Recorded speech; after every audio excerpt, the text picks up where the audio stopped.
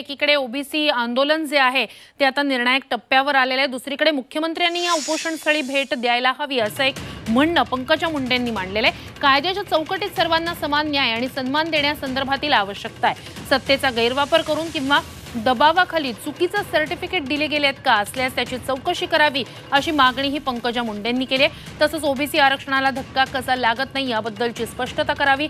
राज्याच्या प्रमुखांनी हाकेंच्या उपोषणस्थळी जाऊन भेट द्यावी अशी मागणी पंकजा मुंडेंनी केली आहे। त्यांचं ट्विट काय आहे या संदर्भातलं पाहूया। हाकेंचं उपोषण हे त्यांचं नाहीये, हा कायद्याच्या चौकटीत सर्वांना समान न्याय सन्मान देण्यासंदर्भातील आवश्यकता आहे। सत्तेचा गैरवापर करून दबावाखाली चुकीचे सर्टिफिकेट दिले गेलेत का असल्यास त्याची चौकशी करावी। ओबीसी आरक्षणाला धक्का कसा लागत नाही याबद्दलची स्पष्टता करावी असं म्हणत पंकजा मुंडेंनी या संदर्भात ट्विट केलेलं आहे।